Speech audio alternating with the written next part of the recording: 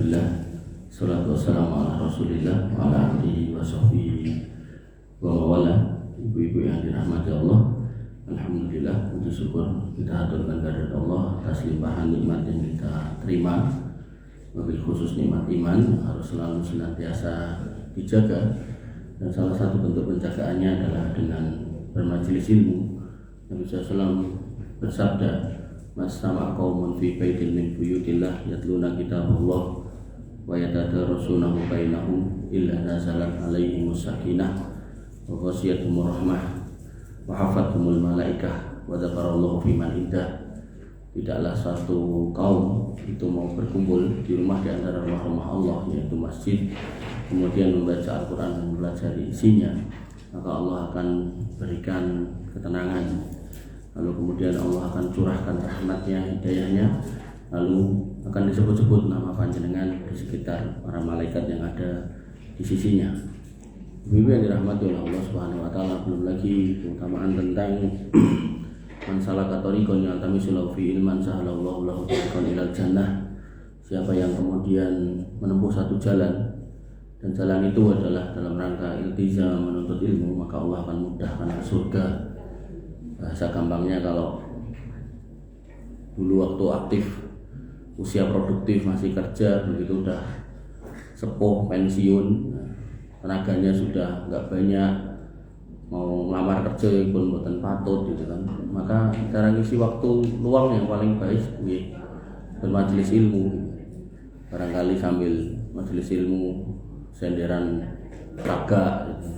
Saking pun sepuh, liar-liar bablas mati gitu ya, masuk surga. Tenan on niku. Sahalallahu lahu tariqan ilal jannah, dimudahkan masuk surga. Nah, tapi nek coba kesel mikir donya senderan ngisor wit gitu kan, masuk mana lah, wallah alam nggak ngerti gitu. Nah, tapi kalau kan masjid senderan karo ngrungokke, kan Nabi mengatakan kun aliman au muta'alliman au mustami'in wa la takun rabian. Jadilah orang yang mengajarkan ilmu. Nek enggak bisa yo datang ke majelis ilmu sambil nyatet, nek enggak bisa yo ngrungokke tok yo ora apa-apa, ning aja dadi sing kepapat. Nah, sing kepapat nopo ya ora dadi apa-apa sing iso wit iku wae gitu. Ibu-ibu yang dirahmati oleh Allah Subhanahu wa taala. Mulai niku beberapa jadwal saya itu genteni Ustaz Ridho. Dan beliau yo genteni Ustaz Ridho. Padahal kalau dewe kalau Ustaz Ridho belum pernah ketemu ngobrol, belum pernah. Salaman pernah, tapi kalau ketemu ngobrol lama belum pernah. Nek marah sama mertuanya malah saya tahu, saya kenal malah mertuanya. Pak Sri Sumarjono. Ibu yang dirahmati oleh Allah Subhanahu wa taala, sebenarnya latar belakang saya sama kayak Ustaz Ridho, ekonomi, tapi saya disuruh menyampaikan tentang sombong, enggak apa-apa. Ini juga ilmu. Allah Subhanahu wa taala mengabarkan tentang seorang muslim dilarang berlaku sombong. Sombongnya apa mas? Nanti ada. Disebutkan oleh Allah Subhanahu wa taala pada Quran surat Luqman, dan ini bentuk pengajaran Luqman Al-Hakim kepada putranya. Ada beberapa poin pengajaran. Ya, tentu kita fokus sama temanya, yaitu tentang sombong. Allah mengatakan wala tu'sa'ir qaddaka linnas wala tamshi fil ardi maraha innallaha la yuhibbu kulla mukhtalin fakhur. Dan janganlah kamu malingkan mukamu dari manusia karena sombong. Dilurui pun kabare dhewe tekok wae. Nah, kayak edit po.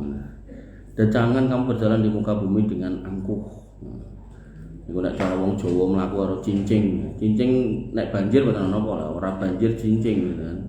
Cincing itu kan nek zaman dulu kan nek napa jariane mlakune kan alon-alon, begitu cincing itu kan biasanya tondo wonge nesu, wonge pengen nyaduk sinten ngoten niku to. Nah, innallaha la yuhibbu kulla mukhtalin fakhur. Allah tidak menyukai orang yang sombong, lagi membanggakan diri, pamer-pamer gitu kan. Kira kenal aku toh.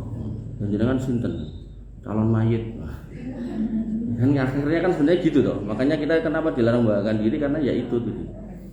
Kemudian pada ayat yang lain, An-Nahl ayat 23, innahu la yuhibbul mustakbirin. Allah enggak senang sama orang-orang yang menyombongkan diri, sombong. Nah, mulai nanti dalam sebuah hadis niku dicela niku wong sombong sugih sombong niku elek. Nah, mulai wis ra duwe sombong. Wis ra duwe kemaki gitu kan. terus motornya elek ya-yaan gitu kan. Sampai ketemu polisi tidur niku tetap ngegas, begitu melompat polisi tidur motornya pegel. Enten nih kula ningali ten internet iki wong ora cetha. Dan Nabi SAW mengabarkan ala ukhbirukum bi ahlil jannah, mau gak kamu tak kabari sifatnya penghuni surga, yaitu kullu dhaifin mutadhaifin. Hati-hati nih. Setiap orang yang lemah dan dianggap rendah. Lemah niku nggih. Lemah harta. Mungkin lemah kuasa. Cara nek sing sakniki lebih rame napa? Dekengan-dekengan. Daerah di dekengan. Tapi dekengannya langsung Allah sebagaimana Uwais Al-Qarni. Kemudian mutadhaifin dan dianggap remah. Jadi jane yo mungkin dia orang mampu, mungkin orang berilmu, mungkin orang yang bisa. Tapi karena kalah hoyo, enggak punya apa istilahnya? Geng, enggak punya ormas yang dekingi. Jadi dia dianggap lemah. Nah, itu ciri penghuni surga. Jadi jenengan nek gampangane disepeleke wong santai wae gitu kan. Bisa jadi jenengan niku penghuni surga. Tapi nek jenengan pengen malangkrik, gelar saya panjang, profesor saya 4. Nah, ngono kuwi ya sembuh. Au sama Allahil abarrahu, seandainya dia bersumpah atas nama Allah, saya Allah akan memenuhi sumpahnya. Ini Uwais Al-Qarni ngoten niku. Di Uwais Al-Qarni itu orang yang enggak dipandang oleh manusia, bahkan sama sepupunya aja difitnah. Jadi Uwais Al-Qarni niku dalam sebuah riwayat itu dikisahkan dia senang di masjid. Dan dia di masjid gak pernah membedakan orang, sama wong randuwe yang ngomong, karo wong sugih yang ngomong. Neng sepupunya selalu mengatakan ke orang-orang, Uwais Al-Qarni kuwi nek karo wong sugih kuwi dhek ngecake butuh, nek karo wong randuwe dhek ngapusi, memperdaya. Makanya begitu ketemu dengan Khalifah Umar bin Khattab, sepupunya ditanya, "Kamu kenal Uwais?" "Kenal dulurku." "Terus gimana dia?" Terus disebutkan dia gini dia lelek. "Wah, cilaka kamu. Nabi menyebutkan dia orang baik begini dan seterusnya." Kau kama qala dalam hadis itu panjang. Kemudian Nabi SAW menyebutkan lagi, ala ukhbirukum bi ahlil nar, maukah aku beritahukan kepada kalian tentang penghuni neraka. Kullu utullin, setiap orang yang keras, watos pandanane wangel gitu. Kemudian khawadin, wasar gitu, plak-plak gitu kan. Mendang, wis pokoknya ngoten niku. Sombong, mustakbirin, angkuh, sombong. Ini menunjukkan semua sifat jelek itu gak ada baiknya. Makanya termasuk salah satu bentuk kajian yang baik di dalam Islam itu adalah tazkiyatun nufus, dalam rangka untuk melembutkan hati. Dan tentu majelis ilmu juga dalam rangka melembutkan hati. Ibu yang dirahmati oleh Allah Subhanahu wa taala, dan sombong ini menjadi dosa pertama yang dilakukan iblis sehingga menyebabkan dia keluar dari neraka.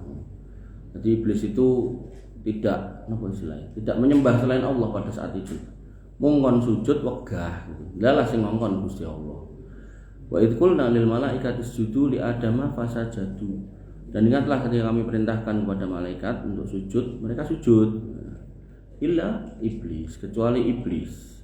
Aba wastakbar, dia enggan dan sombong. Maka ana minal kafirin, dan dia termasuk orang-orang kafir. Jadi kalau sudah yang ditolak perintahnya Allah gitu kan, hati-hati, sombongnya itu bisa bermakna kafir gitu kan, dalam kondisi tertentu. Ibu yang dirahmati oleh Allah Subhanahu wa taala, dan Nabi SAW sebagaimana kita ketahui, inna mabuistu li utamima makarimul akhlak.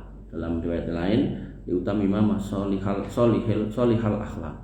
Jadi Nabi itu diutus untuk menyempurnakan akhlak manusia, sehingga Nabi otomatis nggak pernah mencontohi kesombongan.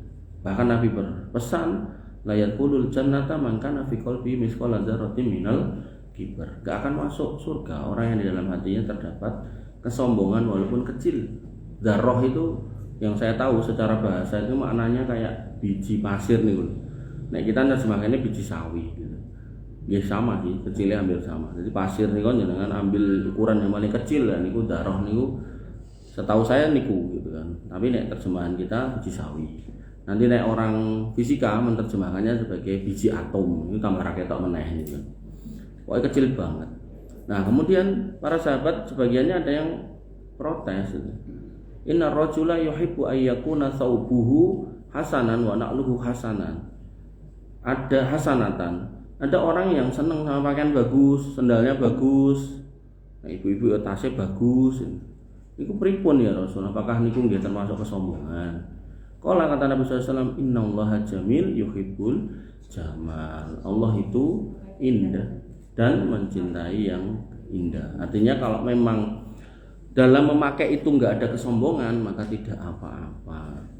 Kemudian Nabi memperjelas yang namanya sombong itu apa. Nah ini pentingnya. Jenengan harus hayati, jenengan harus pegang sampai mati. Al-kibru yang namanya sombong, yang nanti akhirnya menjadi mutakabbir, yaitu orang yang sombong, yaitu batorul haq wa ghamdun nas. Dia menolak kebenaran dan meremehkan manusia. Jadi kalau dikasih tahu yang baik gak mau, terus senengnya ngelek-elek uang. Kenapa orang itu ngelek-elek uang? Karena dia gak pengen dianggap jelek. Makanya untuk meningkatkan atau menaikkan posisi dia harus nginjak orang lain. Nah, sama kayak ini loh. Kenapa? Bocah-bocah sing tatonan nih kok. Kenapa dia tatonan? Karena dia nggak pede kalau dia sebagai makhluk Allah itu tercipta ganteng. Makanya harus digambar. Zaman dulu nggih ten napa? Dodo ten mriki gitu kan. Nah niki mboten saking ra pedene. Regane ini kan ditutup toh. Mane wong-wong sing zaman dulu sekarang masih hidup tatonannya di dalam badan itu kan nek enjing ini sosok ra klamben, ben ngerti tanggane nek dhek duwe tato cacing apa betuket mriki ngono niku. Nah, maka hari ini cah nom-nom itu tatone enggak cuman di tempat yang harus kena ketutup baju enggak kelihatan. Terus mulai rodok unggah-unggah ten gulu gitu. Parah melih ten rai gitu kan. Parah melih motone ya ditato nggih enten. Dan ketika kita klopkan dengan hadis tentang Dajjal, nanti di antara dua matanya itu akan tertulis kafaro yang hanya bisa dibaca oleh orang beriman. Kalau orang nggak beriman nggak bisa baca. Ini menunjukkan napa? Raine teng celoneh juga gitu. Makanya hari ini orang ngelonai rai, keren. Sesuai nek wong tatonan kafaro keren, ora ngerti bahasa Arab, ora iso maca Quran gitu kan. Enggak ngerti huruf hijaiyah gitu. Dan itu potret makin ke sana makin ruwet, orang itu nggak ngerti nggak ngerti agama. Makanya ketika masih ada orang-orang bermajelis ilmu, nah itu insya Allah Islam itu masih akan terjaga. Dan panjenengan sebagai ibu-ibu yang mayoritasnya atau umumnya yang punya anak-anak, nah itu jenengan harus ingat-ingat ku angfusakum wa ahlikum naro. Jadi selamatkan diri jenengan dan keluarga, mumpun selamat dewe. Engke enten kepala keluarga salat subuh mangkat dhewe anake turu dijarke. Ora mbok jak anakmu Pak ora apa-apa wis gedhe ngerti dosa karo pahala. Padahal masih tidur di rumah bapaknya gitu. Nah udah beda rumah lah tanggung jawab masing-masing, tapi kalau masih di dalam satu atap gitu. Ibu-ibu enggak ngoten, kok ora dielekke Bu. Tak elekke aku ora kredit. Alah. Amal duit ya. Aku ya gelem. Artinya jangan sampai nggih, yang namanya hidayah kemudian jenengan tukar dengan dunia, karena nggak sebanding. Ketika putra jenengan sekaya apapun, kemudian nggak sholat, dikatakan dalam sebuah riwayat dia tidak mendapatkan cahaya, laisa lahu nur wala burhan, dan tidak mendapatkan burhan. Wa kana yaumal qiyamah ma'a Qarun wa Fir'aun wa Haman wa Ubay bin Khalaf. Dan nanti dibangkitkan dengan Qarun, Fir'aun, Haman dan Ubay bin Khalaf.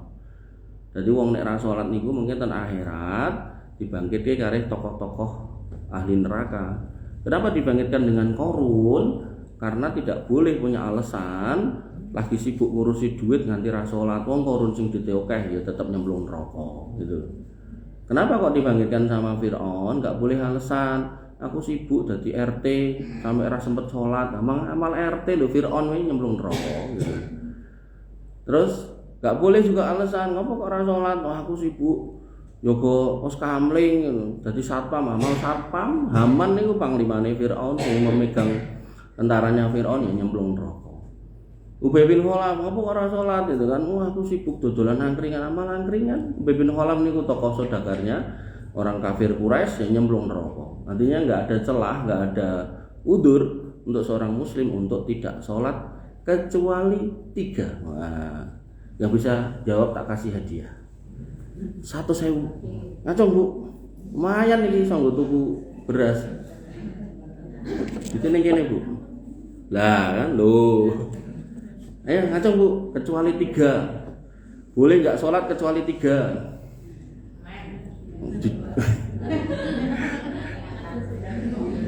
Maksud saya bukan yang itu. Yang lain. Ngacung riyen loh. Ngacung. 1. Terus 2. Nggih, 3.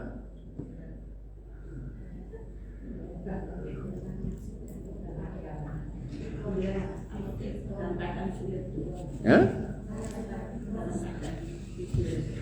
Yo Bu, kalau kasih hadiah. Pripun nih? Ya anak cah cilik kalau kan ngeterke. Kalau soalnya kalau lemu aja nek ngadeg-ngadeg kok enggak tambah ketok nek lemu. Nggih, jadi maksud saya yang niku nggih mboten sing men itu. Jadi rufi al-qalamu an salasin. Biasanya hukum itu diangkat dari 3 orang. Siapa? Anisobi hatayah talim, dari anak kecil sampai akil balik. Nek laki-laki mimpi basah, nek perempuan menstruasi. Dan setiap orang beda-beda. Gak bisa disamakan umur piro pase mboten enten pase. Nanti ada yang bar SD menstruasi ada yang SMP kelas 2 menstruasi ada yang umur 7 tahun atau 8 tahun menstruasi nggih enten. Kemudian wa anil naimi hatta yastaikid, dari orang tidur sampai bangun. Jadi nek ilm niku nek napa keturun begitu tangi langsung sholat. Oh kok kelewate 2 kali sholat, misal iki mengke kundur keng mriki dengan sare tangi-tangi maghrib ya berarti mboten dereng asar langsung sholat duhur asar lalu maghrib ngoten nggih. Wah aku turune Mas 300 tahun kaya Ashabul Kahfi. Nah nek niku nggih langsung pas bangunnya aja, jadi enggak usah dirapel gitu kan. Nek tenan ngoten niku lho gitu. Terus wa anil majnuni hatta yakil, dari orang gila sampai waras lagi, termasuk di dalamnya orang pikun, termasuk di dalamnya orang yang napa nika? Ten ICU nika lho, koma. Koma ning dereng titik, nek titik berarti mati to. Nah niku pun biarkan. Jadi begitu sadar ketika dia napa komanya sampai berminggu-minggu ya langsung aja pas hari di mana dia bangun itu suruh sholat. Tapi kalau komanya dari subuh sampai isya atau maghrib ya hari itu disuruh ngerapel semuanya. Ngoten nggih kesimpulannya. Nah, jadi sombong niku yang terlarang niku 2 niku batorul haq wa ghamdun nas. Dikuandani ngeyel terus gaene ngelokke atau ngeremehke orang lain. Kenapa orang itu meremehkan orang lain? Karena dia pengen dianggap lebih baik atau lebih mulia sehingga dia harus meremehkan atau menjatuhkan orang lain, dan itu sering kita lihat. Makanya jenengan nek enten sing ngoten niku nggih, oh ya iki berarti modelan wong sombong ini iki. Nah, ibu-ibu yang dirahmati oleh Allah Subhanahu wa taala, lalu berdasarkan judulnya napa istilahnya? Judulnya napa aku dadi lali. Oh, kebakar. Sebentar, judulnya di layarnya apa? Ya, mengambil pelajaran dari orang-orang sombong. Nah itu dulu nggih. Nah, mengambil pelajaran dari orang-orang sombong itu yang pertama adalah orang yang kafir. Mereka sombong dari menyembah Allah, enggak mau gitu kan. Allah Subhanahu wa taala menyebutkan pada Quran surat Ghafir, innalladzina yastakbiruna an ibadati sayadkhuluna jahannama dahirin. Orang-orang yang sombong sehingga tidak mau beribadah kepadaku maka akan masuk jahanam dengan kondisi yang terhina. Jadi nanti ada sirat. Sirat itu akan dilewati oleh 5 model manusia. Yang pertama orang kafir, yang kedua orang musyrik, yang ketiga orang munafik, yang keempat orang fajir atau fasik, yang kelima orang mukmin. Nah, orang 1, 2, 3, 4 kecemplung ke neraka. Orang yang keempat dia bisa keluar kalau masih punya iman tidak dicampuri dengan kesyirikan, kekafiran dan kemunafikan. Kesyirikan iku napa? Yo Islam ning gaene buat sajen niku kemusyrikan. Kemudian kekafiran apa? Islam ning nek wong napa ten gereja melu-melu. Nah niku terus itu.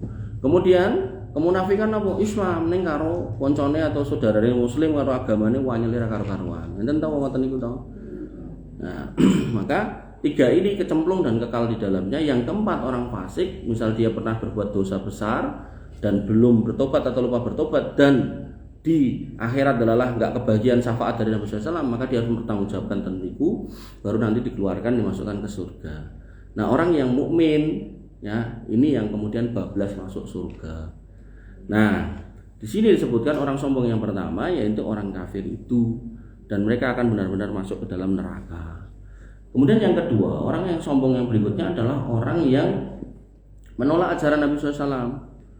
Aku ini Islam, tapi kalau dikasih tahu tentang Islam nggak mau, gitu kan? Ya ini aturan Islam lu, opong. Islam yang ngerti gue ya mau sholat, karo poso, karo zakat, karo haji. Ya gue rukun Islam. Tapi nek dol dinuku gak boleh mencurangi timbangan. Wah nek ngono kapan sugih? Nah, terus nek gawe rekening ya kon bank sing syariah ora bank riba. Oh nek ngono terus piye duit kurang nambah. Wah aku wis pensiun. Nah, terus piye? Nah, hal-hal seperti ini dilarang dalam Islam. Makanya Allah Subhanahu wa taala menyebutkan lagi innalladzina yujadiluna fi ayatillahi bighairi sultan antahum in fi sudurihim illa kibrun ma hum bibalighihi fasta'id billah innahu wasamiul alim. Sesungguhnya orang-orang yang memperdebatkan tentang ayat Allah tanpa alasan yang sampai pada mereka, tidak ada di dalam dada mereka melainkan hanyalah keinginan akan kesombongan yang mereka sekali-kali tidak akan mencapainya. Sampai ada orang yang mengatakan nek kabeh dadak diukur nganggo Quran karo hadis itu kleru. Quran karo hadis kudu diukur nganggo logika. Enten ta piye ngoten niku to. Makanya hal-hal seperti ini harus dengan hati-hati. Karena hari ini orang tawa-tawa seperti itu tuh banyak, orang dagang seperti itu banyak. Kemudian ibu-ibu yang dirahmati oleh Allah Subhanahu wa taala. Ya, aja moto kula bruwet. Ngapunten. Kemudian orang sombong berikutnya atau apa ya, makhluk sombong berikutnya tadi iblis sudah ya. Itu Firaun. Kan contoh-contohnya tuh. Jadi kita mengambil contoh dulu baru nanti kita bisa lihat yang terjadi. Nah, contoh-contohnya yang berikutnya adalah Firaun. Allah Subhanahu wa taala mengatakan wajahatu biha wastaiqanatha anfusuhum dzulman wa uluwa. Mereka Firaun dan pengikutnya mengingkari Musa dan risalahnya dan Harun karena kedoliman dan kesombongan, padahal hati mereka meyakini kebenarannya. Kok bisa meyakini gimana? Karena dia ngerti dia itu manusia. Makanya dalam konteks dia membunuh orang, lalu kemudian dia mengatakan lho dhek mau mati kemudian urip, niku jane wonge loro. Dadi begitu dipateni, terus sing mati niki disingkirke, terus sing urip ditekake. Dadi kaya wong kembar ngoten niku. Lho iki mau wonge mau tak pateni terus saiki urip. Tapi nek Dajjal mboten. Dajjal membunuh orang dan orang itu yang dihidupkan itu. Makanya jane Firaun kali Dajjal sakti Dajjal jane. Tapi semua tahta masyiatillah, atas kehendak Allah Subhanahu wa taala. Nah, Firaun tahu kalau dia nggak bisa memindah matahari dari timur ke barat, diwalik dari barat ke timur. Ini menunjukkan dia itu sebenarnya ngerti. Makanya di sini dikatakan bahwasanya dia itu paham sebenarnya kalau dia itu nggak mampu. Tapi dia tetap nekat. Kemudian orang sombong berikutnya yaitu orang-orang Yahudi. Disebutkan Allah Subhanahu wa taala dan Al-Baqarah 87, "Afakullama ja'akum rasulun bima la tahwa anfusukum istakbartum fafariqan kadzabtum wa fariqan taqtulun." Apakah setiap datang kepadamu seorang rasul membawa sesuatu pelajaran yang tidak sesuai dengan keinginanmu lalu kamu menyombongkan diri, maka beberapa di antara rasul itu kamu dustakan dan beberapa di antaranya kamu bunuh. Jadi kebiasaannya orang Yahudi niku nek diteramai ra cocok rasul diusir nek mboten dipateni. Makanya cik mending dari wong Islam mboten dipateni. Kemudian Bapak Ibu-ibu yang dirahmati oleh Allah Subhanahu wa taala, niku orang Yahudi. Lalu kemudian ada juga orang-orang sebentar. Gitu, kula pun cepat ya.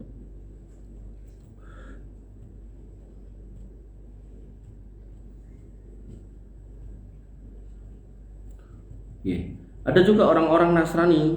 Orang-orang Nasrani juga sama. Ketika dikatakan untuk menyembah Allah, mereka tidak mau. Bahkan mereka justru mengatakan bahwasanya nahnu abna'ullah wa ahibba. Kami itu anak-anaknya Allah dan kekasihnya.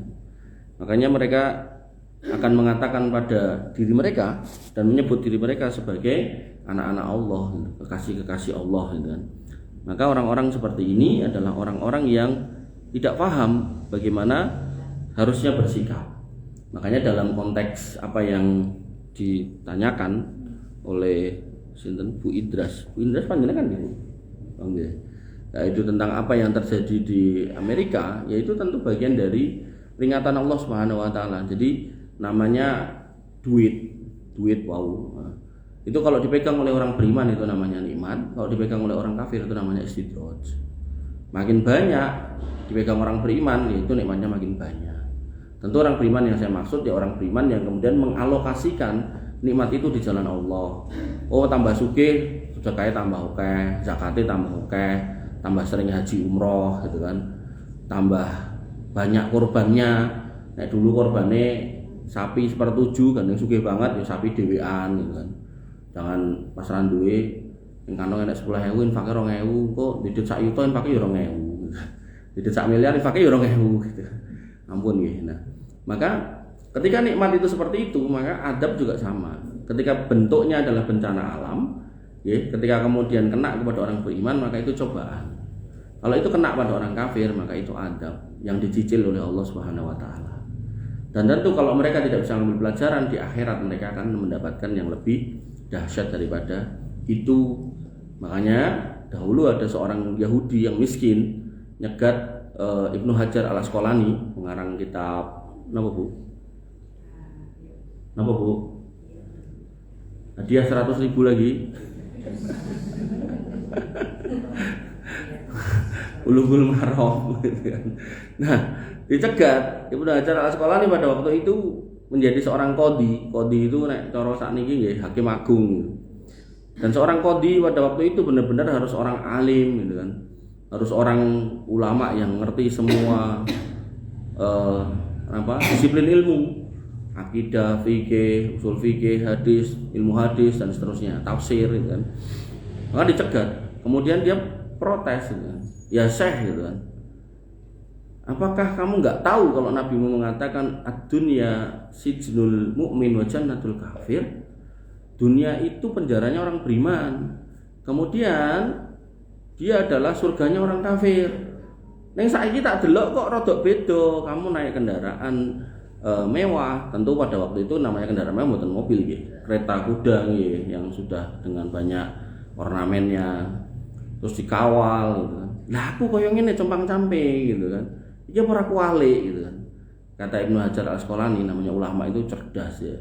Maka beliau mengatakan bahasanya tak kandhani Mas. Saiki kowe ndelok aku kepenak, engko somben sing tak tampa luwih penak. Lah saiki kowe ngrasa ora penak, engko sing mbok rasake tambah ora penak gitu kan. Makanya ini menjadi pelajaran buat kita semua ibu-ibu yang dirahmati oleh Allah Subhanahu wa taala, bahwasanya ketika kita melihat kasus apa yang terjadi di Amerika itu ya sebenarnya itu pelajaran buat mereka untuk kemudian berpikir, merenung tentang sikap-sikapnya kepada gak cuman kepada orang Islam, kepada manusia kebanyakan, semuanya.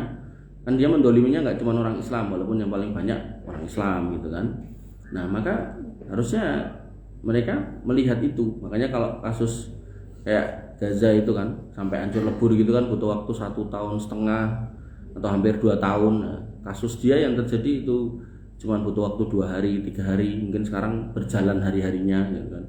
Dan kerugiannya yang dia alami itu sudah lebih dari mungkin 10-15 kali lipat sumbangan dia ke Israel untuk menyumbang alutsista dan seterusnya. Maka ya itulah perbuatan Allah Subhanahu wa taala, bagaimana Allah itu sangat mudah untuk membalikkan segala sesuatu dengan kondisi yang sangat cepat dan manusia pun nggak bisa mencegah.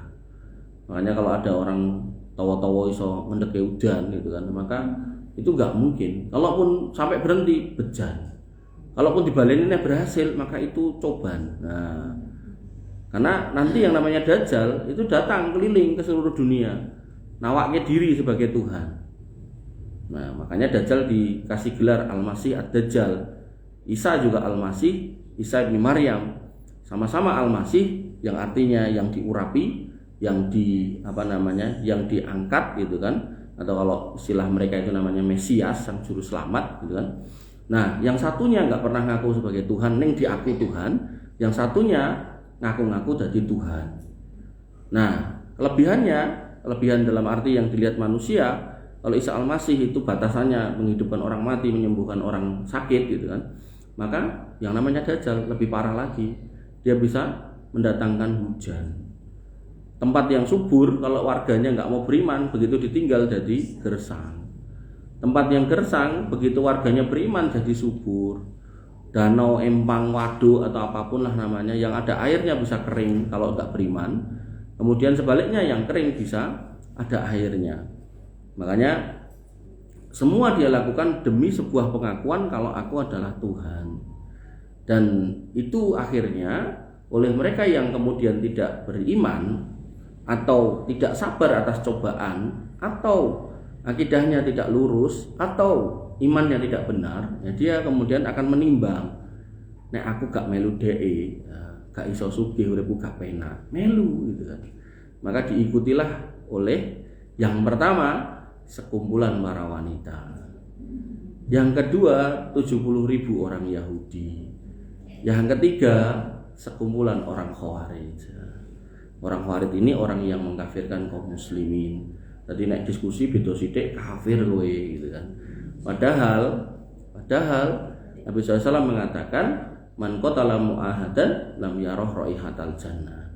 Siapa yang membunuh orang kafir mu'ahad di negeri yang damai, membunuh orang kafir di negeri yang damai seperti di Indonesia, maka dia tidak akan mencium bau surga.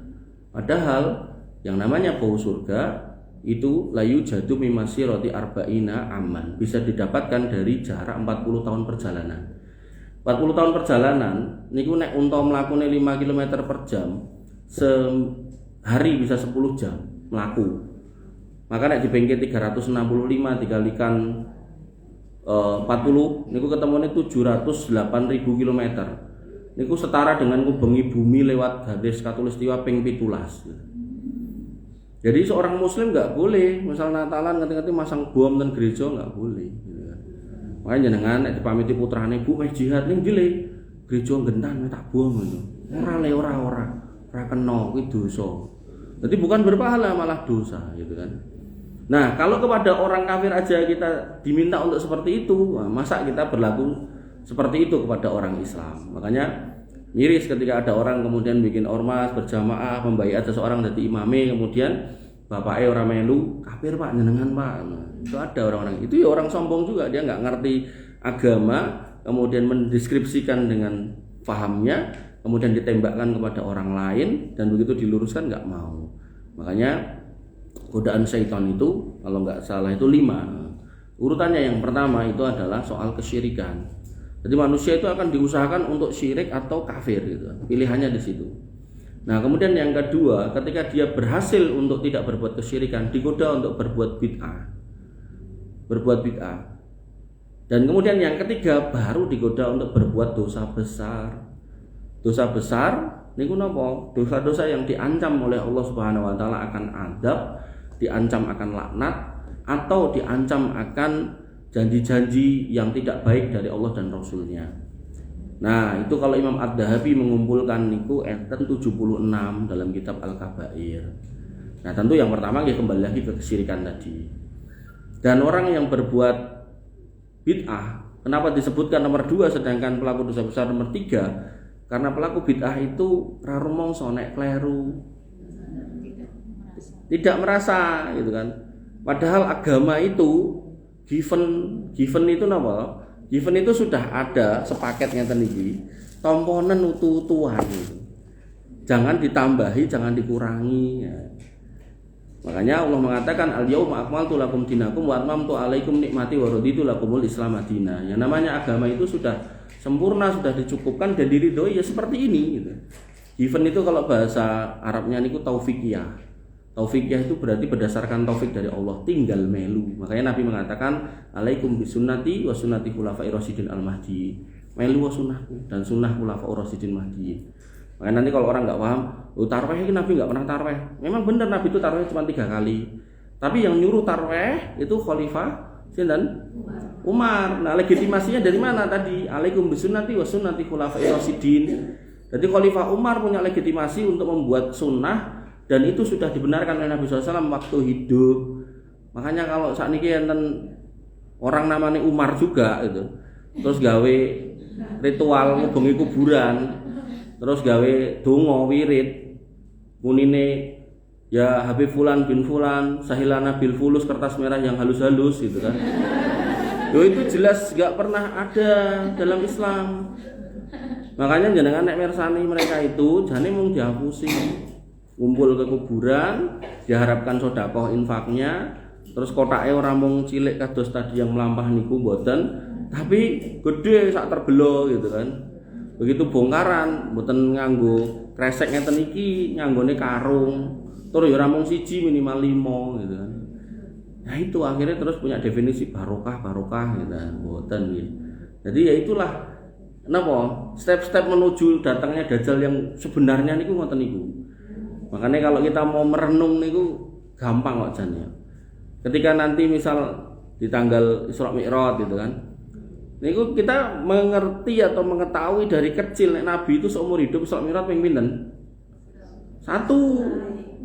Tapi mereka mengatakan guru kami bisa Isra Mi'raj 70 kali dalam sehari yo. Piye wong Nabi iki pisan we rono rene medhuk tekan subuh kok gitu. Dek sampai 70 piye ceritane. Ya, jadi hal-hal yang seperti itu tuh jenengan harus hati-hati. Ini orang ahli bidah itu di situ dan nggak merasa salah gitu loh, merasa benar. Apalagi ngapunten ketika dibandingkan, wah sing ceramah sapa? Gulam. Ndi wonge? Oh kaya rupane rupa Jawa, iki kan rupa Arab. Wes, main rupa sudah gitu. Iki kan putune Nabi gitu kan. Ya. Makanya bid'ah dosa besar. Nah, kemudian di bawahnya adalah orang-orang yang kemudian meremehkan dosa-dosa kecil. Berarti dosa selain dosa besar itu dosa kecil, diremehkan, rapopo. Apa? Mangan soto dikok tempe 8 ngomong telu rapopo. Kan mau piro sih 500 sih ora bakal bangkrut ke bakule. Nah, kan kadang kayak gitu. Nah, itu utang lho Bu, jadi jenengan dulu kalau SMA gaene ngono ya digoleki bakule, sahur. Oh tenan lho. Barangkali ya toh, zaman SMA mbiyen rodok nakal ya toh. Niku utang niku. Dieling-eling mbiyen. Nah, ini ngomong piro niku. Nah, terus setelahnya yaitu orang-orang yang mementingkan hal yang penting tapi mengalahkan hal yang lebih penting. Contohnya apa? Contohnya orang yang tahajud tapi sholat subuh jam 8. Nah, kan tahajud apik nggih sae, tapi jangan sampai subuhnya juga kesiangan. Dia harus diatur. Lah aku nek tahajud ke jam 1 Mas, baru iki kesel terus mapan turu, 12 jam 7. Ya di saat ini digentos, tangine jam 3. Ora iso Mas. Nggih pun, sadurunge subuh setengah jam. Nggih nek niku saged. Nggih pun niku mawon. Mungkin ngantos tekan subuh, bar subuh atau ngaji sedelok nunggu surup ngantuk silakan tidur ngoten. Termasuk ngapunten melih niki, majelis ilmu baik napa buruk? Baik. Tapi nek majelis ilmu mendino setiap saat bojone ora diurusi. Padahal jenengan niku dadi piyai kok sepuh. Setri niku sak penak-penake wong. Nah, sak penak-penake wong iki piye? Nah, dikatakan oleh Nabi SAW, idza sholat khamsaha, kalau panjenengan niku sholat 5 waktu, wa shomat sahroha, dan puasa di bulannya, kemudian napa? Wa atoat zaujaha, dan manut sama garwonya, wa hafidat farjaha, dan menjaga kehormatan rumah tangga, tidak melakukan yang tidak baik, tidak mengkhianati pernikahan. Kata Nabi SAW, udkhulil jannata bi aibabin siti, mlebu surga pintune 8 pilihan dhewe. Enak napa mboten? Enak. Padahal nek wong lanang kon golek duit, nek iso ceramah kon ceramah, nek iso jihad kon mangkat jihad. Duwe wong tuwa cek kon ngurusi. Jenengan nek duwe sedulur lanang, merdeka jenengan, tanggung jawab sing lanang gitu kan. Ngewangi entuk ora? Entuk jenengan. Boleh, tak ewangi Mas apa Dik ngurusi ibu, sae niku. Tapi nek begitu napa? Wong lanang wajib. Makanya banyak perceraian itu karena konflik mantu kalih mertua. Wong lanang niku mumet lho. Salah nyerateni wong wedok sing jenenge mbok dadi anak durhaka. Salah nyerateni anak sing wedok kuwi dadi wong dayus. Salah nyerateni bojo, urip ra penak. Pemeneh wayah udan wis ra enak gitu. Nah, makanya mangeman-eman cek ndek bojo niku di mane-man. Kowe anggere wayah udan dhek mlipir salat, wayah kerja mangkat kerja alhamdulillah bojoku ngono senajan lemu wae masih kae. Ra apa-apa. Kan malah ngirit to rasa tuku kasur kandel-kandel gitu kan. Oh, dan nah, hal-hal seperti itu perlu kesyukuran, nggih. Perlu kesyukuran. Ibu-ibu yang dirahmati oleh Allah Subhanahu wa taala. Lalu sikap seorang mukmin gimana agar kemudian tidak sombong? Disebutkan pada Quran surat Al-Ahzab. Nah, ini penting. Wa makana lil mu'minin wala mu'minatin idza qadallahu wa rasuluhu amran ay yakuna lahumul khiyaratu min amrihim.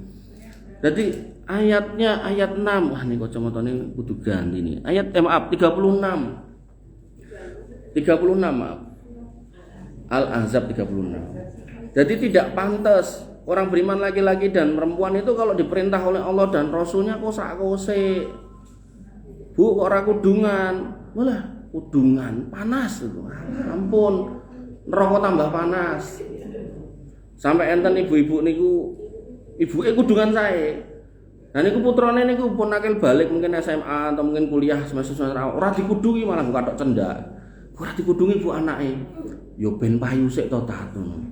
Engko nek wis payu lah kita kudungi. Kula kandhani. Sing jenenge panganan niku nek mboten dibuntel niku sing ngrubungi napa? Laler. Otomatis putra jenengan niku nek mboten jenengan kudungi niku didelok wong ayu, ya sing delok kuwi mengko sing gelem.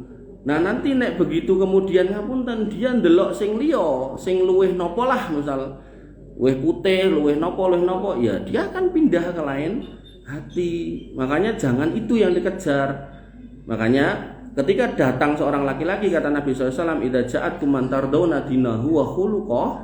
Kalau datang seorang laki-laki ten dalem jenengan, ngersake putri jenengan, maka lihatlah agama dan akhlaknya. Agamanya lihat di mana? Tanyai rumahmu mana, Mas? Begini apa toh? Gentan apa niki? Gentan. Oh, gentan sini gitu kan. Masjid cedake apa? Masjid Al-Hidayah. Cari ten mriku waktu subuh kali Isa enten apa mboten? Nek mungkin duhur asar mungkin kerja lah gitu kan. Tapi nek wis subuh mosok ya kerja, kecuali mung sopir gitu kan, mungkin benten lain. Ya umumnya kan ten omah to. Ditunggoni ten njaba mriku napa jenengan jawatan wingging ditawonge. Nganti seminggu ora ketok, coret niku, mboten usah dipertimbangkan. Nah kok ditemokke ten mriku seminggu enten, maka wa khuluqah cek akhlaknya, gimana tempat kerjanya, di rumahnya, di tetangganya. Omahe ngendi Mas omahmu? Mah kula gentan ini sebelah ndi? Perumahan ini perumahan apa? Kampung nih. Nah, perumahan niku blok piro semene ya. Tekok tanggane. Tepang Mas niki napa mboten? Ngertos. Nah, buke piye? Wah, karo buke apik ora gane dunek-unekke mboke. Wah, wis. Coret gitu kan. Coret, saestu coret gitu. Oh karo buke gemati.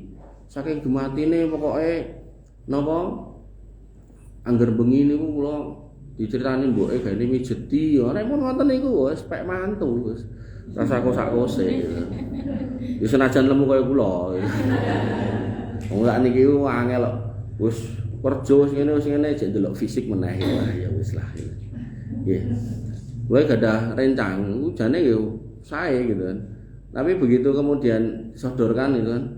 Lah, kok enggak PNS? Waduh enak meneh. Padahal sing nolak nggih umure pun kok swidak. 36 itu kan. Jadi kan ipen akeh niku. Kok ya ditolak. Dari sijine wah kan ten biodata enten tulisane gitu kan. Ibu saya sakit dan saya masih ngurus ibu saya. Wah, gue wangi-wangi ngopeni mboke gitu. Lho nek gelem ngopeni mboke berarti ku mesti yo gemati ning mertuane kan ngoten jane rumuse. Tapi nggih orang sakniki rumuse mbuh niku mboten mudeng. Kemudian nggih kita juga tidak boleh merendahkan orang lain. Nggih sik dalile wau. Iki kacamata tok bruwet dadi mboten sip.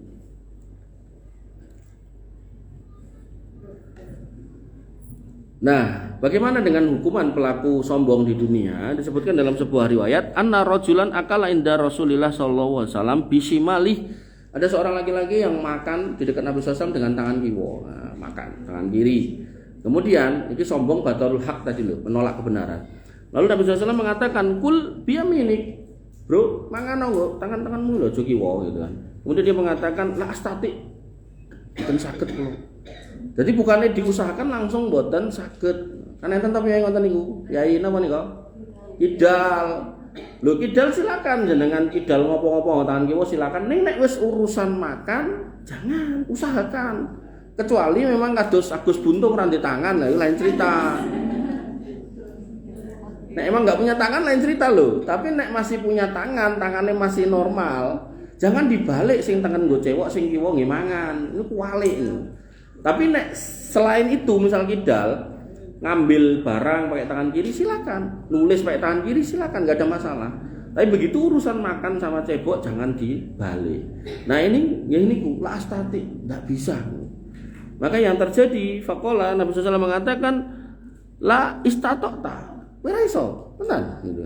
Tenan ra iso gitu. Kemudian yang terjadi mamana'ahu ilal kibr. Dia nggak mau bukan karena nggak mau usaha, nggak bisa bukan karena nggak usaha, tapi karena emang sombong, megah gitu. Tangannya ada soalnya. Agus Buntung udur itu dia pakai kaki ora apa-apa gitu kan. Makanya kalau di penjara ini kalau bingung sing nyawi sapa gitu kan. Fama rafa'aha illa fihi gitu kan. Akhirnya yang terjadi sejak itu dia nggak pernah bisa ngangkat tangan kanannya. Makanya Bapak Ibu yang dirahmati oleh Allah Subhanahu wa taala, di dalam Islam orang sombong itu akan mendapatkan hukuman di dunia dan di akhirat juga akan mendapatkan bagiannya. Dan termasuk dalam konteks sombong itu seorang anak yang durhaka kepada orang tuanya. Dia sudah ngerti bahwasanya orang tua yang muslim, jangan sing muslim, sing kafir pun Allah mengatakan wa in jahadaka fi ma laisa laka bihi ilmun fala tutihima wa sahibuma fid dunya ma'rufa. Orang tuamu yang kafir, yang non muslim ketika memerintahkan kamu untuk berbuat kesyirikan atau kekafiran jangan taati, tapi perlakukan dengan ma'ruf. Ma'ruf niku napa? Ran di omah dikai omah, rakuan kok ke omah dikontrakke, rakuan ngontrakke dikoske, wegah ngekoske ya dimorke bareng. Nek wis bareng dipastikan makanannya ada. Berasnya ada ya pastikan nek mau jikome enten kompore, kompor ya pastikan enten gase. Terus napa? Di rumah ya pastikan enten listrike, dipastikan enten banyune. Terus gini namun bunten beras tok digoleke lawuhe, nek loro ditambahke. Itu orang tua kafir aja kita suruh kayak gitu. Apalagi orang tua yang muslim. Maka yang hari ini kita lihat lagi dilokke le mulai juang jam 12 mboke dipateni. Nek mulai sing dilokke mboke dikeprok tabung 3 kilo gitu kan. Nah, maka ibu-ibu yang dirahmati oleh Allah Subhanahu wa taala, itu PR kita semua untuk menata generasi Indonesia ini loh. Bener-bener meh dadi generasi emas apa ora, nek mung gagas mangan kok lembu kaya kula gitu kan. Tapi yang penting itu bukan mangane. Ini ku nggih penting, tapi maksud saya hatinya itu juga penting. Makanya saya selalu sampaikan ke ibu-ibu ketika panjenengan gadah putra yang mungkin di rumah terus sudah apa istilahnya? Sudah remaja, enggak ada salahnya jenengan cangking dan majelis ilmu biar dia seneng ke rumah di antara rumah-rumah Allah gitu kan. Mulih niki adem mas ini pinten niki papat urip kabeh gitu kan. Nah, jadi biasakan biar seneng ke masjid karena memang saya pernah baca sebuah poster di depan masjid niku, kecil depan ukuran A3. Tulisannya niku buat saya dalam. Ditulis di situ gini. 1 hari kita tanpa dosa enggak bisa. Tapi 1 menit tanpa dosa bisa. Pripun carane? Mlebu masjid. Jenengan kan ngeten iki napa enten sing nglakoni dosa? Nek nganti enak ya kebangetan gitu kan. Mboten to? Dan niki dari jam 10 sampai jam 12 nggih niki mungkin. Oh 11. Oh. Kula tiwas pun siap-siap nganti jam 12 gitu. Ya sak jam, berarti ora mung semenit, sak jam. Oh. Terus niku artinya dari 24 jam jenengan salat sehari 5 kali. Misal niku sekali salat 5 menit, 5 ping 5 selawe tambah 5 setengah. Niku kan jenengan pun kelangan setengah digo salat. Salat lak mboten enten maksiate to insyaallah to. Ya salat to. Berarti masih 20 setengah jam. Oh setiap hari pengajian sak jam ngenten iki. Berarti nggih pun kelong sak jam melih. Berarti jenengan kantun mikir pinten 22 setengah. Oh tak nggo masak apa ya karo maksiat to Bu? Kan mboten to. Nah, nganggo umbah-umbah, nganggo nenek adus mungkin ning kamar mandi karena di situ kan a'udzubika minal khubusi wal khobais. Al khubusi wal khobais niku setan laki-laki dan setan perempuan. Sok-sok enten sing bermaksiat ten WC nggih enten gitu kan. Nah niku lain cerita itu. Nah, kemudian bercengkrama sama keluarga. Makanya gojekan yang berpahala itu sama keluarga. Umumnya gojekan sama keluarga, sama anak, sama istri, sama suami itu kan umumnya mboten bermaksiat gitu kan. Nah aku karo bojoku kok kumpul, ini mboten maksiat, malah untuk pahala. Sampai Nabi SAW mengatakan fibuti ahadikum sedekah. Dalam hubunganmu dengan suamimu, istrimu itu ada sedekah. Kemudian Nabi SAW ditanya, apakah kami menunaikan urusan kami, hajat kami pada pasangan kami mendapatkan pahala? Kata Nabi, bukankah kalau kamu datangi yang haram kamu dapat dosa? Maka begitulah ketika kamu datangi pada yang halal kamu dapat pahala. Itu pahala gitu kan. Maka ngoten niku tinggal jenengan rumuskan bagaimana mengurangi. Makanya alhamdulillah niki kula sajen cadangan ning jame mboten bentrok, kula mangkat. Tapi nek sing disuwun bar subuh, bar subuh, bar maghrib, bar isya niku kula pun kebak gitu. Nah niki nek jam-jam ngeten iki aman kula. Kanton izin kalih bose. Kula dinesen balik kota, Bu. Ada yang mau nanya, Bu, sebelum diakhiri 5 menit? Kalau enggak ada kita tutup dengan doa. Ngatan Bu Indra? Nah, ada yang mau nanya enggak? Ada yang mau cak rame? Ada yang pengen hadiah? Nggih, monggo pripun?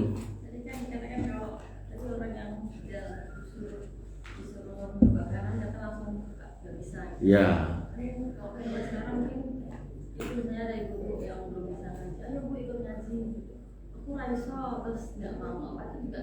Iya, itu termasuk enggan. Makanya tadi dikatakan makana lil mukminin wala mukminatin idza qadallahu amran ayakulna lahumul khiyaratu min amrihim. Enggak pantas orang Islam laki-laki dan perempuan itu kalau ada perintah itu kok kemudian mencari opsi yang lain.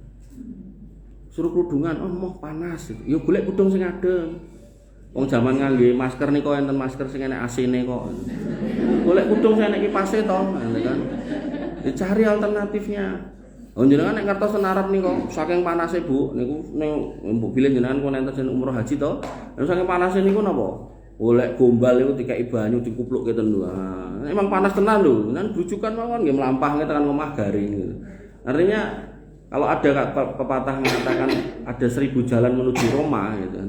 Ya harusnya ada 1000 usaha untuk kemudian mencapai memenuhi perintah Allah Subhanahu wa taala. Makanya kalau konteksnya perintah, ittaqullah mastata'tum, berusaha dulu gitu.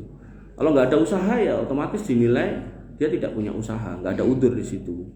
Makanya nanti dalam kisah tentang kematian, dicabutnya nyawa, ada kubur dan seterusnya, maka nanti orang-orang kafir, orang-orang munafik, orang-orang musyrik ketika ditanya, "Man rabbuka?" dia menjawab adri. Dan kemudian Allah Subhanahu wa taala menyeru bahwasanya Ankot kadzdzaba abdi, itu dia sudah dusta. Kenapa kok dikatakan dusta? Lah wong enek masjid, mikir krungu, tanggane ya Islam, nek Jumatan ketok do metu ning masjid, nek poso tarwehan, terus napa Idul Fitri do mlampah ten lapangan. Kok ya ora ganti casing gitu kan, nganti mati gitu kan. Nah, makanya hal-hal seperti ini ya bagian dari syiar yang harus kemudian difahami oleh mereka. Oh, ini Islam. Makanya Nabi sampai bersumpah, "Walladzi nafsi biyadihi la yasma'u bi ahadin min hadhil ummah yahudiyyun wala nasraniyyun wa lam yu'minu bima ursiltu bihi illa kana wa huwa min ashabin nar." Demi Allah yang menggenggam jiwa Muhammad, sekiranya orang Nasrani dan Yahudi itu pernah mendengar, tahu Muhammad itu datang dan bawa risalah kok enggak mau beriman, maka mereka pasti menghuni neraka. Jadi itu sudah qat'i, enggak bisa dinegosiasi. Maka Ibu, oke, bagus siap. Tanya tadi kan tentang Khawarij ya. Yeah. Khawarij itu mengkafirkan orang lain. Bagaimana jika misalnya dia menganggap kalau pemilu ada seseorang yang ikut pemilu terus dia menyuruh syahadat ulang, berarti kan seolah orang yang pemilu itu dianggap kafir. Kenapa kok saat itu syahadat ulang? Itu termasuk di Khawarij. Jadi ketika kita ngomongkan pemilu, itu saya kan ngajar akidah juga toh. Ngajar akidah niku saya kumpulkan kitab akidah niku enten 16. Yang sudah dan sedang saya ajarkan niku enten 5, enten tipes, enten gentan iki enten Masjid Adi Abdullah njenengan ngertos ten niku. Niku kenapa? Pripun Ibu? Oh, setiap apa ngapunten? Ahad pertama ba'da subuh gitu. Lah, ten niku dan di tempat-tempat yang lain itu disepakati bahwasanya yang namanya penguasa nih, pemimpin. Halo Ibu, yang namanya penguasa pemimpin mau dengan cara apapun dia naik. Bahkan dalam kalau kesupen usul sunnah napa-napa niku sampai dikatakan walaupun dengan cara kudeta sekalipun, maka ketika dia naik dan nggak ada yang bisa nurunkan, maka dia pemimpin. Padahal kudeta dalam Islam itu dilarang. Mengkudeta pemerintah itu dilarang. Menumpahkan darah kaum muslimin itu dilarang. Tapi kok enek wong nekat, dia sudah berkalkulasi nekat. Kita nggak boleh ikut, tapi dia nekat, terus jadi, nah itulah jadi penguasa. Maka kalau berdarah-darah aja bisa jadi penguasa, apalagi yang pas jenengan nyoblos namung nganggo napa? Dom toh, paku toh, mboten ngangge lading toh. Sing dicoblos kertas toh, mboten tangan toh. Sing didudul niku tinta toh, mboten geteh toh. Nah, artinya itu secara kondisional lebih ringan. Walaupun itu juga bukan sistem Islam, gitu loh. Jadi itu secara sistem memang bukan sistem Islam, tapi kalau dengan cara itu akhirnya ada yang jadi, maka itulah pemimpin kita. Karena seorang muslim harus membersamai pemimpinnya, nggak bisa sendirian. Makanya ini yang didoktrin kepada orang-orang LDI, bahwasanya kita punya imam dan seterusnya, itu salah. Oh dia di negara, kecuali imamnya dia di negara dewe, itu lain cerita. Kalau dia nebeng ten mriki, underbow ten mriki, underground ten mriki, bergerak di bawah sini, maka tidak boleh. Nah maka dalam konteks pemilu, walaupun itu suatu kekeliruan, jadi kan mau milih silakan, enggak ya silakan, tapi akhirnya terus jadi seseorang. Nah maka disitulah dia menjadi pemimpin. Makanya kula secara pribadi angger calonnya di Islam kabeh, kula mboten nyoblos.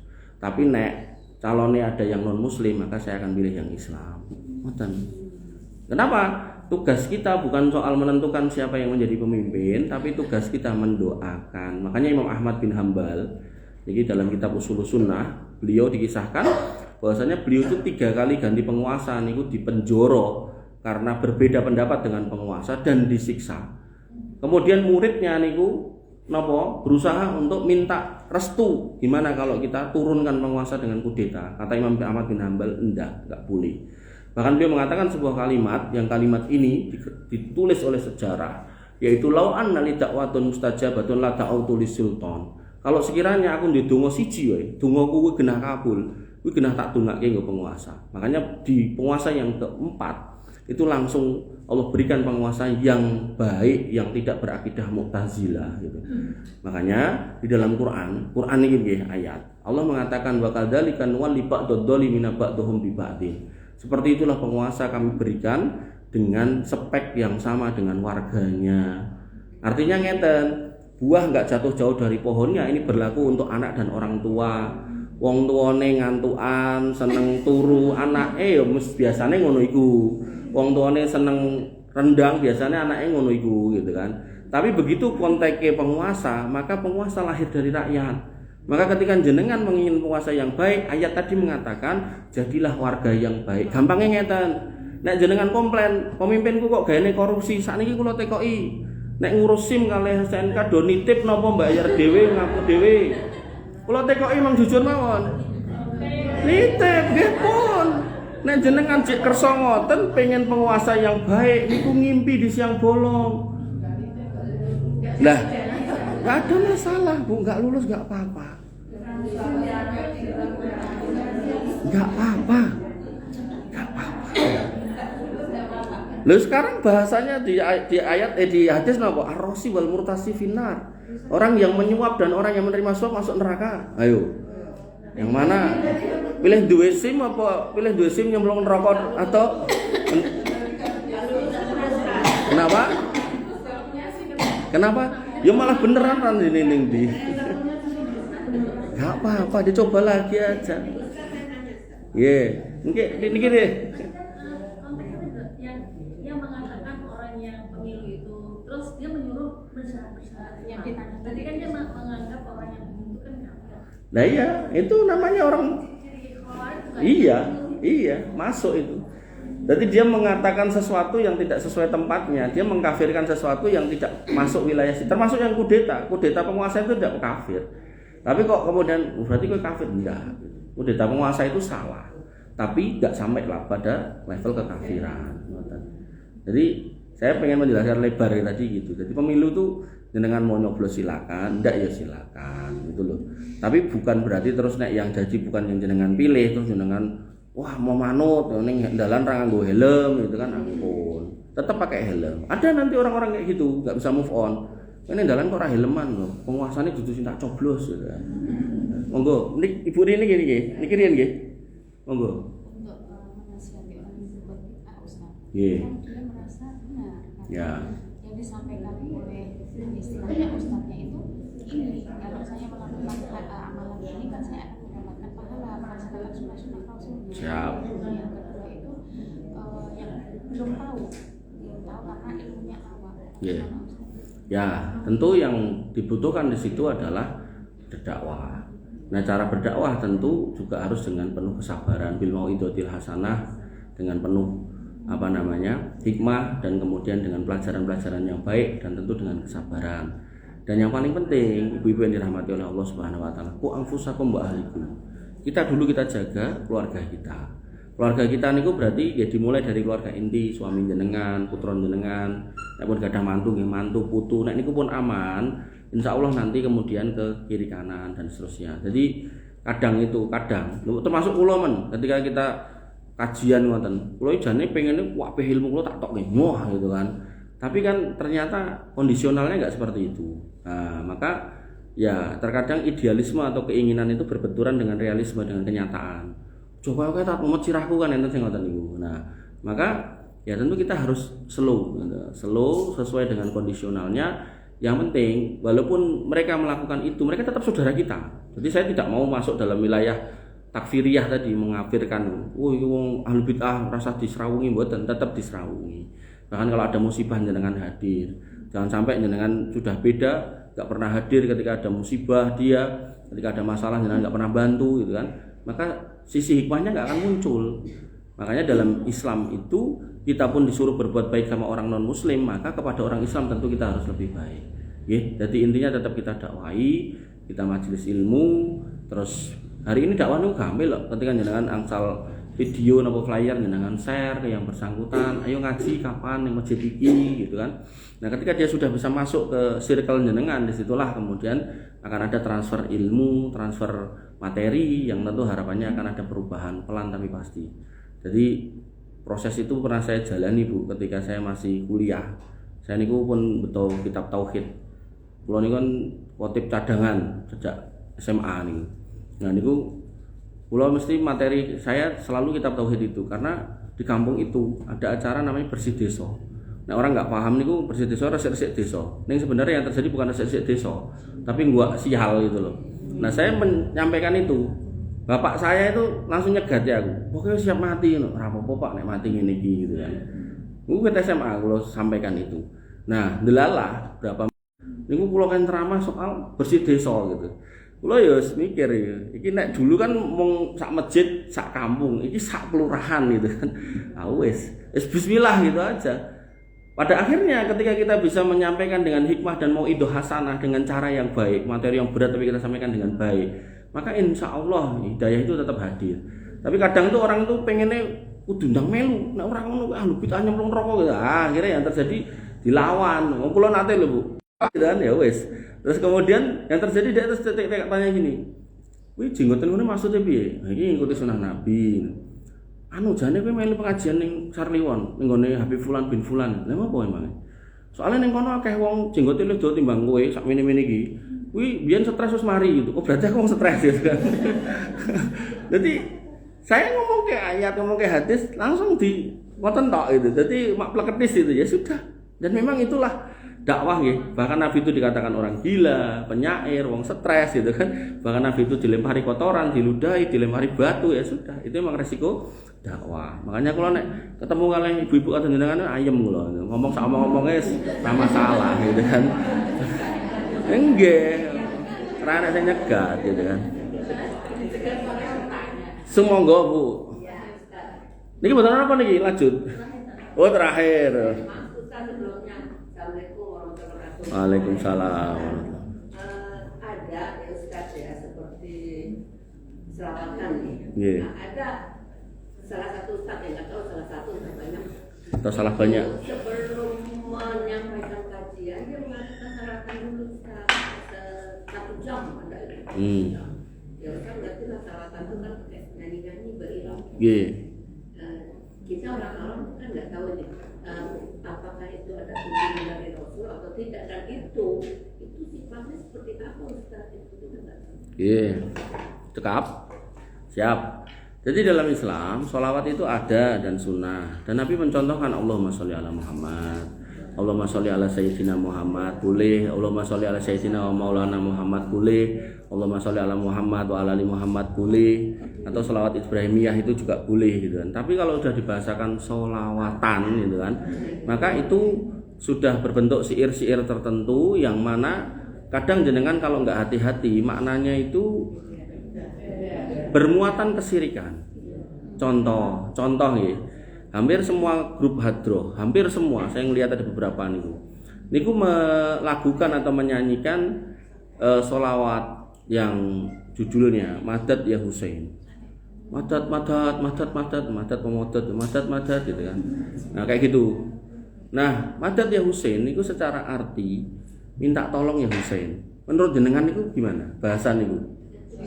Nah itu makanya. Belum lagi nanti ada sholawat tertentu niku yang di dalamnya gimana? Saya belum tahu. Yang saya tahu Ibrahimiyah. Ya mungkin nanti kalau saya diundang lagi temanya sholawatan ngoten nggih. Karena ini juga ini soal haul ya.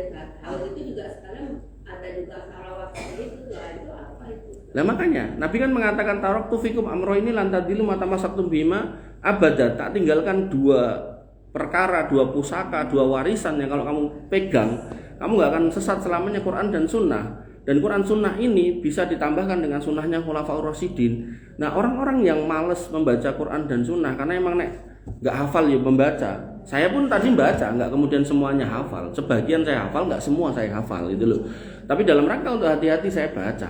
Makanya ulama-ulama yang ngapunten yang saya rujuk itu rata-rata itu bawa kitab dan baca, nggak harus kemudian hafal. Nah maka orang-orang itu nggak mau menghafal Quran, nggak mau menghafal Sunnah, akhirnya golek rumus dewe.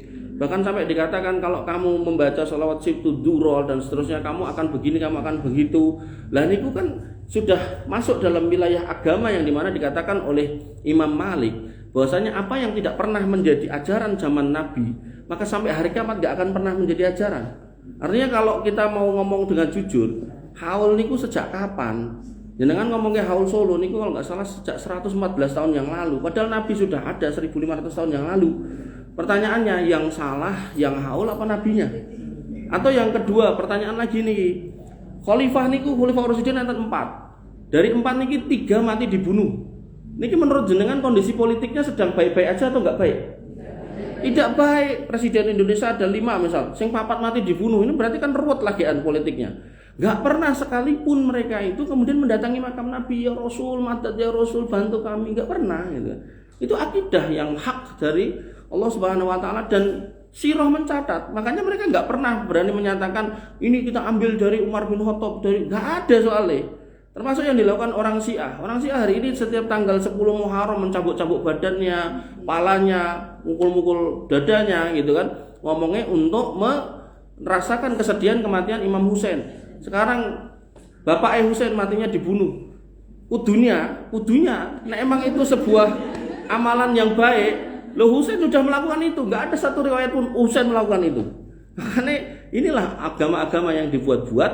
Makanya nanti dalam bab telaga, ketika sudah selesai jenengan dibangkitkan dari kubur di mahsyar, terus di hisab mizan, nah syafaat barniku telaga. Di telaga itu setiap umat berkumpul dengan nabinya dan nabi mengenali jenengan dari bekas wudu jenengan. Makanya ada sunnah untuk memperpanjang area wudu itu. Perpanjang mawon, mboten sah digrujuk, terus rujukan itu kan, panjang mawon. Nah, begitu jenengan sudah ngumpul, nanti ada sebagian yang diusir. Nabi sampai gondel, itu umatku. Kata Allah Subhanahu wa taala atau kata malaikat, mereka mengatakan, "Anta la tadri ma ahdatsu ba'daka." Kamu enggak ngerti kelakuannya sepeninggal kamu pergi. Ini menunjukkan Nabi itu jumeneng ten kuburan, mboten kemana-mana. Tapi apa yang dilakukan oleh mereka ketika melakukan haul-haul dan maulid-maulid itu? Nabi datang dan seterusnya, gitu. Nah, itu dusta di atas Nabi, atas nama Nabi SAW. Makanya Nabi mengatakan, "Man kadzdzaba alayya muta'ammidan falyatabawa maq'adahu minan nar." Siapa yang berani nyomot namaku dan berdusta, maka siap-siap duduk di neraka.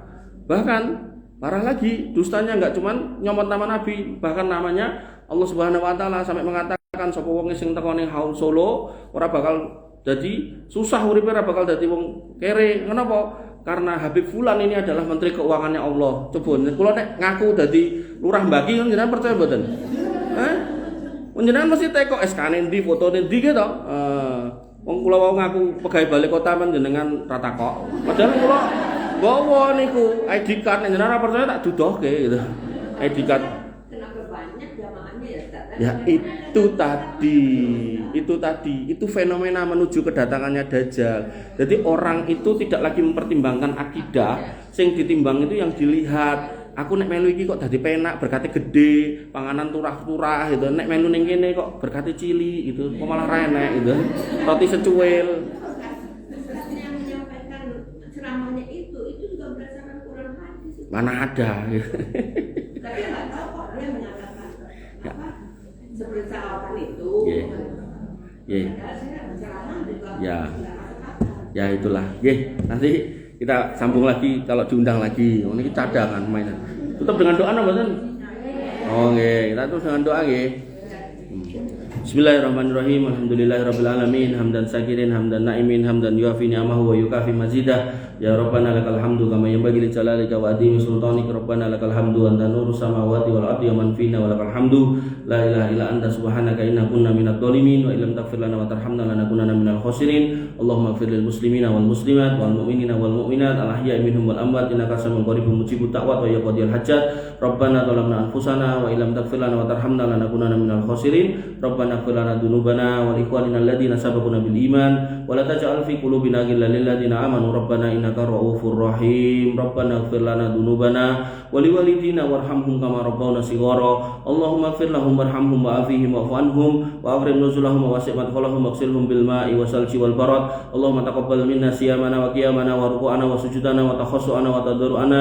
La ilaha illa anta subhanaka inna kunna minadh dhalimin wa illam taghfir lana wa tarhamna lanakunanna minal khasirin. Allahumma taqabbal minna siyamana wa qiyamana wa ruku'ana wa sujudana wa takhassu'ana. La ilaha illa anta subhanaka inna kunna minadh dhalimin wa illam taghfir lana wa tarhamna lanakunanna minal khasirin. Allahumma inna nas'aluka al-huda wat tuqa wal afafa wal ghina. Allahumma inna nas'aluka ilman nafi'an wa rizqan thayyiban wa amalan mutaqabbalan maqbulan ya arhamar rahimin irhamna faghfir lana ma qaddamna wa ma akharna wa ma a'lanna wa ma asrarna wa ma anta a'lamu bihi minna. La ilaha illa anta subhanaka inna kunna minadh dhalimin wa illam taghfir lana wa tarhamna lanakunanna minal khasirin. Rabbana hab lana min azwajina wa dhurriyyatina qurrata a'yun waj'alna lil muttaqina imama waj'alna lil muttaqina imama. Allahumma ij'alna muqimina shalah wa min dhurriyyatina rabbana wa taqabbal du'a. Allahumma ij'al hadzal baladan aminan mutma'innan warzuq ahlahu minas samarati wajnubna wa banina an na'budal asnam. Allahumma aminna fi awtanina wa aslih a'immatana wa ulata umurina. Allahumma aslih auladana wa aslih azwajana wa aslih ummahatana wa aba'ana wa ikhwanana wa akhwatana wa asatidana ya arhamar rahimin irhamna. La ilaha illa anta subhanaka inna kunna minadh dhalimin wa illam taghfir lana wa tarhamna lanakunanna minal khasirin. Rabbana hab lana minas salihin. Rabbana hab lana minas salihin. Rabbana hab lana minas salihin waj'alna minas solihin waj'alna minas solihin waj'alna minas solihin wasma'na fi zumratil muwahhidin wa adkhilnal jannata ka jannatin na'im ya arhamar rahimin ya dzal jalali wal ikram. Allahumma inna nas'alukal jannah wa na'udzubika minan nar. Allahumma inna nas'aluka ridhaka wal jannah wa na'udzubika min sakhatika wan nar. Allahumma inna nas'alukal jannah wa ma qarraba ilaiha min qawli wa amal wa na'udzubika minan nar wa ma qarraba ilaiha min qawli wa amal. Ya hayyu ya hayyu ya qayyum bi rahmatika astaghits nastaghits aslih lana sha'nana kullahu wa la takilna ila anfusina tarfata ain. Rabbana atina min ladunka rahmah wa hayyi lana min amrina rasada.